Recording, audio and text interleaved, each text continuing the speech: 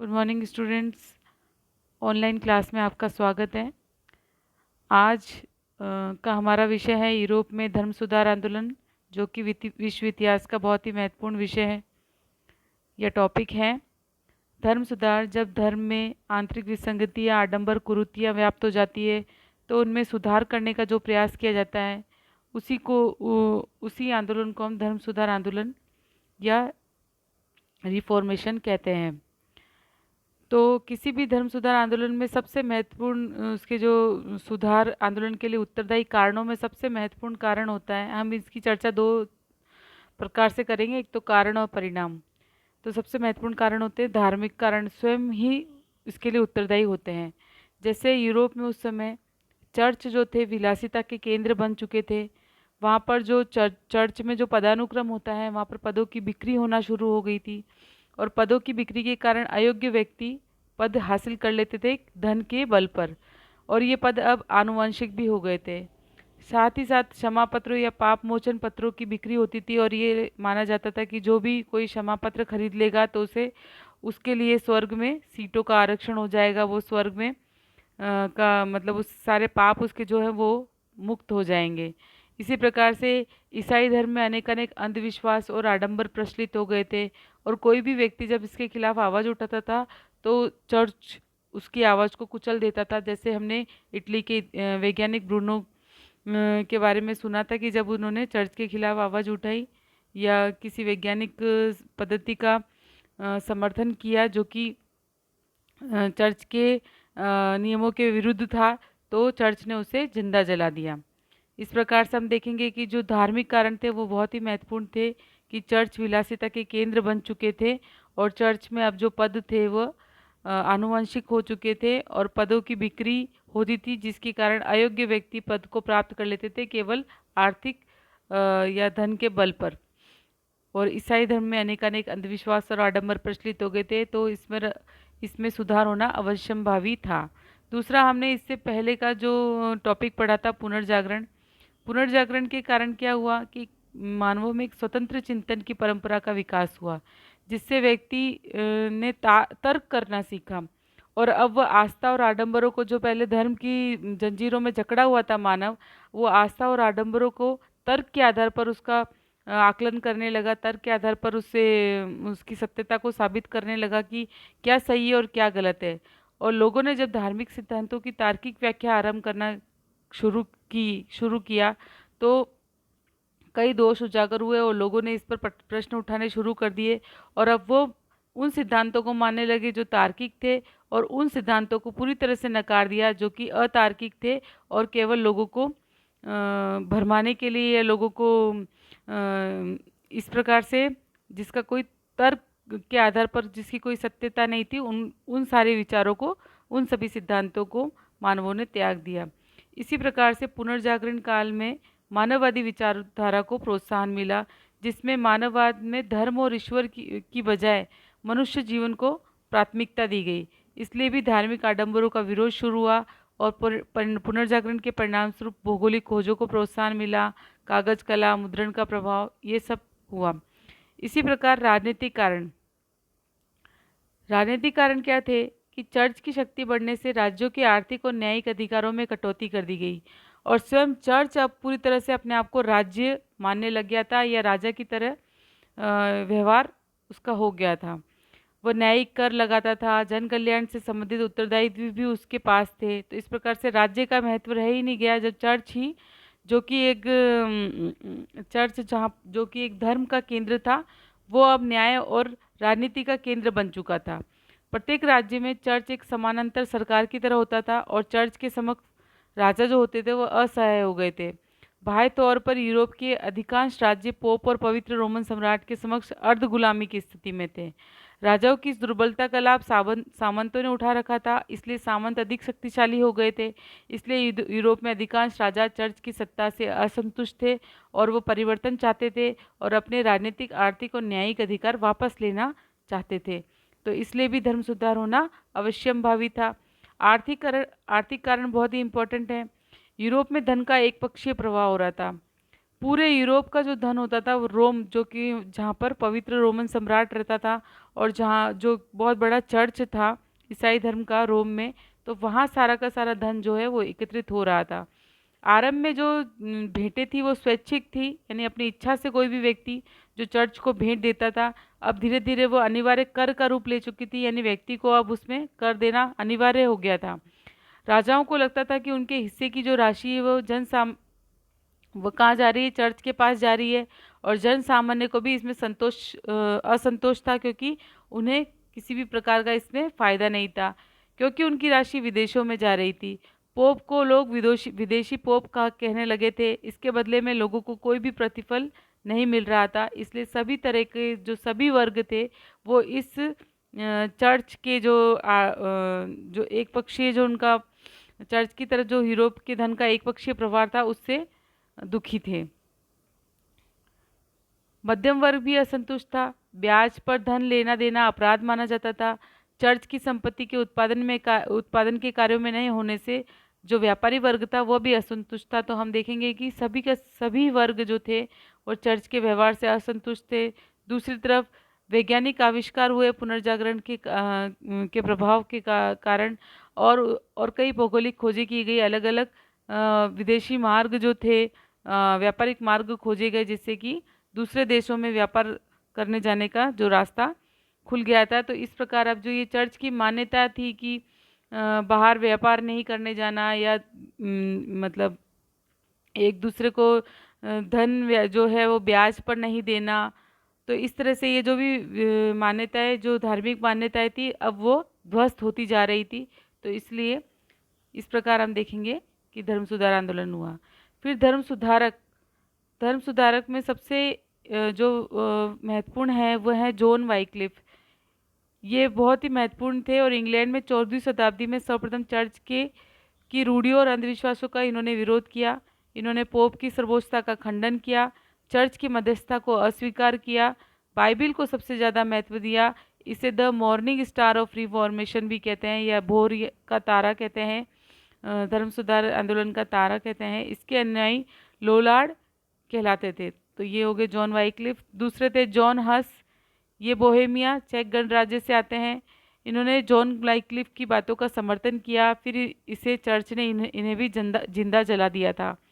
तो Martin Luther, ये बहुत ही इंपॉर्टेंट, 1483 से 1546 इनका काल रहा है। किसान परिवार में जर्मनी में जन्मे थे ये। 1517 में टेटजल, जो कि लियो 10 राजा का प्रतिनिधि था, वो बिटनबर्ग में क्षमा पत्रों को बेच रहा था। तो मार्टिन ने इसका विरोध किया और इसके विरोध में इन्होंने 95 थीसिस लैटिन भाषा में प्रश्न लिखे। मार्टिन लूथर ने 3 बुक्स भी लिखी थी। An address to the German nobility, German सामंत वर्ग को संबोधन, ईश्वरीय चर्च की बेबीलोनियाई कैद, और दूसरी थी on freedom of German man. 3 किताबें इनकी लिखी थी। इन्होंने पोप और जो चर्च का था विरोध किया था। इन्होंने क्षमा पत्रों का विरोध किया। इन्होंने 1520 में पोप ने मार्टिन लूथर को धर्म से निष्कासित कर दिया था, और इनके निष्कासन के आदेश पेपर बुल कहलाते थे। इन पेपर्स को मार्टिन ने सार्वजनिक तौर से जला दिया था और चर्च को और पोप को कड़ी चुनौती दी। इन्होंने राजाओं को प्रोत्साहित किया। 1525 में दक्षिण जर्मनी में किसान विद्रोह होता है, तो मार्टिन लूथर को आमंत्रित किया। मार्टिन ने किसानों को का विरोध किया और राजाओं का समर्थन किया, क्योंकि मार्टिन लूथर जानते थे, हालांकि वह खुद किसान परिवार से आते थे, लेकिन वह जानते थे कि तत्कालीन जो राजनीतिक बाध्यता थी कि अगर वो राजाओं का साथ नहीं देते और किसानों का साथ देते तो चर्च और पोप का विरोध नहीं कर सकते थे किसानों के बल पर। उन्हें राजाओं का समर्थन आवश्यक था, इसलिए उन्होंने भी राजाओं को समर्थन देना आवश्यक या जरूरी समझा। एक तरफ मार्टिन सुधारवादी थे, ईसाई धर्म में सुधार के समर्थक थे, लेकिन साथ ही साथ वे निरंकुश राजतंत्र के भी समर्थक थे और राजत्व के देवी सिद्धांत, यानी राजा की उत्पत्ति ईश्वर से हुई है, इसको मानते थे, और ये दास प्रथा के भी समर्थक थे। तो इनकी ये 3 कमियां थी कि ये निरंकुश राजतंत्र को समर्थक थे, और दूसरा ये राजत्व में देवी सिद्धांत को मानते थे और दास प्रथा का समर्थन करते थे। मार्टिन लूथर ने किसान विद्रोह का विरोध किया, क्योंकि वो जनता जानते थे कि उसके आंदोलन में केवल जर्मनी राजा ही जर्मन राजा ही बचा सकते हैं। किसान आंदोलन लोकप्रिय होने के कारण लोगों का ध्यान उस पर केंद्रित हो सकता था। इस प्रकार से इन्होंने इसलिए किसानों का साथ नहीं दिया। 1525-26 में स्पीयर में एक सम्मेलन बुलाया गया। पवित्र रोमन सम्राट और जर्मनी के सभी राजा आए इसमें, और आधे राजा मार्टिन के साथ थे और आधे पवित्र रोमन सम्राट के साथ थे। इसलिए कोई फैसला, कोई निर्णय नहीं हो सका। 1529 में स्पीयर में दूसरी सभा बुलाई गई। इसमें लूथर के समर्थकों के विरुद्ध प्रस्ताव पारित किया गया और कुछ लूथर समर्थकों ने जर्मन शासकों के इस प्रस्ताव के विरोध किया और ये विरोध प्रोटेस्टेंट कहलाता था। 19 अप्रैल 1529 को औपचारिक रूप से प्रोटेस्टेंटवाद या प्रोटेस्टेंटवाद की स्थापना मानी जाती है। 1546 में जर्मनी में गृह युद्ध शुरू हो गया और ये 10 साल तक ये गृह युद्ध चला। किस किस के बाद में? कैथोलिक और प्रोटेस्टेंटवाद के बीच में। 1555 में आंग्सबर्ग की संधि हुई। फर्डिनेंड जो तत्कालीन सम्राट था वह लूथर समर्थक के बीच में ये संधि हो गई थी। पवित्र रोमन सम्राट और लूथर के समर्थकों के बीच में ये संधि जब हुई, इसके क्या प्रावधान थे? लूथरवाद को मान्यता दे दी गई, अन्य को नहीं दी गई। राजाओं को अपनी प्रजा का धर्म चुनने का अधिकार दिया गया। 1552 से पहले प्रोटेस्टेंटवादियों ने चर्च की जो संपत्ति हड़पी थी उसे भी मान्यता दे दी गई। कैथोलिक बहुल क्षेत्रों में रहने वाले प्रोटेस्टेंट वादियों की सुरक्षा की जिम्मेदारी लेगी। इन्हें तंग नहीं किया जाएगा। कुछ कैथोलिक पदाधिकारियों को प्रोटेस्टेंटवाद को स्वीकार करता है तो उसके पद से इस्तीफा देना होगा। 1648 अंततः 30 वर्षों के युद्ध के बाद वेस्टफैलिया की संधि से यूरोप में धार्मिक संघर्ष अंततः समाप्त हो गया। इंग्लैंड में धर्म सुधार आंदोलन। इंग्लैंड में धर्म सुधार आंदोलन अलग परिस्थितियों और अलग उद्देश्यों से हुआ था। इंग्लैंड का जो राजा था हेनरी अष्टम, उसके बड़े भाई की मृत्यु होने पर वो राजा बना और बड़े भाई की पत्नी कैथरीन से उसका विवाह हुआ। कैथरीन हेनरी से उम्र में थोड़ी ज़्यादा बड़ी थी और उसकी कैथरीन से 6 संतानें हुई, लेकिन सभी लड़कियां हुई। कालांतर में हेनरी अष्टम को पुत्र की प्राप्ति के लिए एन बोलिन नाम की एक महिला से विवाह करना था, लेकिन उसके लिए आवश्यक था कि कैथरीन से तलाक हो। लेकिन चूंकि चार्ल्स पंचम रोमन सम्राट जो था वो कैथरीन का भतीजा था और चार्ल्स फिफ्थ का पोप पर दबाव था कि वह हेनरी को तलाक की अनुमति नहीं दे, इसलिए पोप ने तलाक देने से इनकार कर दिया। इस स्थिति में हेनरी ने ब्रिटिश संसद में एक्ट ऑफ सुप्रीमेसी यानी सर्वोच्चता अधिनियम पारित करवाया और ब्रिटिश चर्च को रोमन चर्च से पृथक करने की घोषणा की। बहुत बड़ी घोषणा थी कि अब जो ब्रिटिश चर्च है वो रोमन चर्च जो कि बहुत सबसे सर्वोच्च चर्च था उससे पृथक हो गया। पोप से सारे संबंध समाप्त कर दिए। इंग्लैंड के राजा को ब्रिटिश चर्च का सर्वोच्च घोषित कर दिया गया। इससे ब्रिटिश चर्च की सारी संपत्ति का राष्ट्रीयकरण कर दिया गया। हेनरी ने ब्रिटिश चर्च को प्रोटेस्टेंटवादी स्वरूप प्रदान नहीं किया। हेनरी के बाद उसका पुत्र एडवर्ड इंग्लैंड का राजा बना, जो कि एन बोलीन से जन्मा था, अल्पायु था तथा मानसिक रूप से अस्वस्थ था। इसके समय में क्रैमर जो कि कैंटरबरी का एक बिशप था, उसके नेतृत्व में इंग्लिश चर्च को प्रोटेस्टेंटवादी स्वरूप प्रदान किया गया। इंग्लैंड के प्रोटेस्टेंटवादी प्यूरिटन्स कहलाए। क्रैमर ने 42 सिद्धांतों को प्रतिपादित किया। कुछ ही समय बाद एडवर्ड की मृत्यु हो गई थी। उसके स्थान पर कैथरीन से उत्पन्न मैरी यहाँ की महारानी बनती है। बहुत ही महत्वपूर्ण थी ये। यह अपनी माता की भांति कट्टर कैथोलिक थी और इन्होंने पुनः इंग्लिश चर्च को कैथोलिक स्वरूप प्रदान किया। क्रैमर को जिंदा जला दिया गया। साथ ही अनेक प्रोटेस्टेंटवादियों को मृत्युदंड दिया गया। इसने कैथोलिकवाद को और सशक्त करने के लिए स्पेन के राजा फिलिप II से विवाह किया, लेकिन इससे इंग्लैंड की जनता पर प्रतिकूल प्रभाव पड़ा और मैरी को बड़े स्तर पर जनता के असंतोष का सामना करना पड़ा। कुछ समय बाद मैरी की मृत्यु हो जाती है और एलिजाबेथ प्रथम इंग्लैंड की महारानी बनती है। एलिजाबेथ धार्मिक पूर्वाग्रहों से रहित कुशल राजनीतिज्ञ थी। वह राजनीति में धर्म का उपयोग कैसे किया जाता है इसे जानती थी, इसलिए ब्रिटेन इंग्लैंड की जनभावनाओं के अनुरूप उसने पुनः इंग्लिश चर्च को प्रोटेस्टेंट स्वरूप प्रदान किया, लेकिन उसने किसी पर भी बलपूर्वक धर्म को थोपा नहीं। कैथोलिकों को और भी ज़्यादा सुरक्षा प्रदान की और इस प्रकार से इंग्लैंड में धार्मिक स्थिरता आ गई। एलिजाबेथ के बाद उन्होंने एक एक्ट पारित किया जिसे कहता है act of supremacy and uniformity, और उन्होंने क्रैमर के 42 सिद्धांतों को संशोधित करके उनमें 39 सिद्धांतों को संपादित करवाया और इनके आधार पर ब्रिटिश चर्च की गाइडलाइन निर्धारित की। अब एक आते हैं झिंगुअली। इन्होंने भी क्षमा पत्रों की बिक्री का विरोध किया था। ये मार्टिन लूथर के समकालीन थे। इनका जन्म स्विट्जरलैंड में हुआ। स्विट्जरलैंड पर उस समय पवित्र रोमन सम्राट का अधिकार था, लेकिन इसके 13 गणराज्य स्वतंत्र थे। यहाँ जिंगोली का जन्म हुआ। ये कट्टर राष्ट्रवादी था। उसका धर्म सुधार राष्ट्रवाद से प्रेरित था। राष्ट्रवादी होने के बाद धर्म सुधार में मतलब राष्ट्रवादी भावना से प्रेरित थे। ये स्विट्जरलैंड के नागरिकों को अन्य देशों की सेवा में भर्ती होने का विरोध करते थे। मार्टिन लूथर की शिक्षाओं से प्रभावित थे, लेकिन वह इस बात पर बल देते थे कि वे पृथक राष्ट्रवादी थे। ज्यूरिख बर्न नगरों में इसका अधिक प्रभाव था। ज्विंगली ने स्विट्जरलैंड को कैथोलिक को बलपूर्वक धर्मांतरण का प्रयास किया, इसलिए वहाँ गृह युद्ध शुरू हो गया और इस गृह युद्ध में ज्विंगली लड़ते हुए मारे गए और मरने से पहले ज्विंगली ने 1525 में रिफॉर्म चर्च की स्थापना की थी। अब एक महत्वपूर्ण आते कॉलवे, ये फ्रांस में नोया में इनका जन्म हुआ था। इनको कॉडविन भी कहते हैं। ये प्रोटेस्टेंटवादी थे।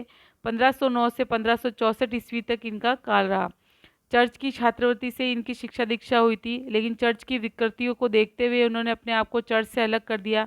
आरंभ में फ्रांस में इसने अपना प्रचार प्रसार किया। फ्रांस में हालात बदलने से, परिस्थितियां प्रतिकूल होने से ये स्विट्जरलैंड के जिनेवा नगर में जाकर रहने लगे और वहीं अपना केंद्र बना लिया। थोड़े समय बाद इन्हें वहाँ का नगर प्रमुख घोषित कर लिया गया और जिनेवा एक नगर राज्य हो गया। यहाँ का राजनीतिक धार्मिक प्रमुख काल्वे था। राजनीतिक और धार्मिक प्रमुख काल्वे को बना दिया गया। उन्होंने एक बुक लिखी थी, प्रिंसिपल ऑफ क्रिश्चियन रिलीजन, ईसाई धर्म के सिद्धांत, इंस्टीट्यूशंस ऑफ क्रिश्चियंस। ये पुस्तक फ्रांस के राजा फ्रांसिस को समर्पित थी। काल्वे मार्टिन लूथर से भी अधिक लोकप्रिय हुए और उसने अधिक देशों में इसके अनुयायी थे। इसने पोप की सर्वोच्चता को अस्वीकार किया, चर्च की विलासिता, भ्रष्टाचार व अंधविश्वासों का विरोध किया, बाइबिल को अत्यधिक महत्व दिया। इसने उच्च स्तरीय नैतिक आचरण को महत्व दिया। इसके द्वारा स्थापित संप्रदाय में नैतिक आचार संहिता का प्रतिपादन किया जा चुका था और कठोरता पूर्वक इसका पालन करवाया जाता था। उल्लंघनकर्ताओं को कठोर दंड दिया जाता था, यहाँ तक कि मृत्युदंड तक का प्रावधान था। ये नीतिवाद में विश्वास करता था। इसके अनुसार सभी लोगों की मुक्ति पूर्व निर्धारित है। धर्म और राजनीति के पृथक्करण पर बल देता था। ये लोकतांत्रिक व्यवस्था का समर्थक था, यद्यपि व्यवहार में ये खुद निरंकुश व्यक्ति था। ईसाई धर्म के 7 में से केवल 2 संस्कार को मानता था। चमत्कार में ये बिल्कुल विश्वास नहीं करते थे और इस प्रकार ये कई मामलों में मार्टिन लूथर से अलग थे। मार्टिन लूथर की काल्वे से भिन्नता। मार्टिन लूथर उदारवादी सुधारक थे। वे उदारता पूर्वक अपने मत को अभिव्यक्त करने में विश्वास करते थे और व्यक्तिगत स्वतंत्रता को अधिक महत्व देते थे। लूथर धर्म और राजनीति को पृथक नहीं मानते थे। लूथर निरंकुश राजतंत्र में विश्वास करते थे। जर्मनी भाषा में बाइबिल का अनुवाद करवाया। लूथर दास प्रथा का समर्थक थे और 7 में से 3 संस्कारों को मानते थे, नामकरण, प्रायश्चित और प्रसाद। मार्टिन लूथर चमत्कार को प्रतीकात्मक रूप से स्वीकार करते थे। इस प्रकार से दोनों में ही काफ़ी भिन्नताएं थी। फ्रांस में काल्वे के ने ह्यूगनॉट कहलाए, इंग्लैंड में प्यूरिटन्स और स्कॉटलैंड में प्रेस्बिटेरियन कहलाए। तो इस प्रकार से दोनों के बीच में काफ़ी असमानताएं थी। आगे जो धर्म सुधार आंदोलन का पार्ट 2 हम नेक्स्ट वीडियो में देखेंगे।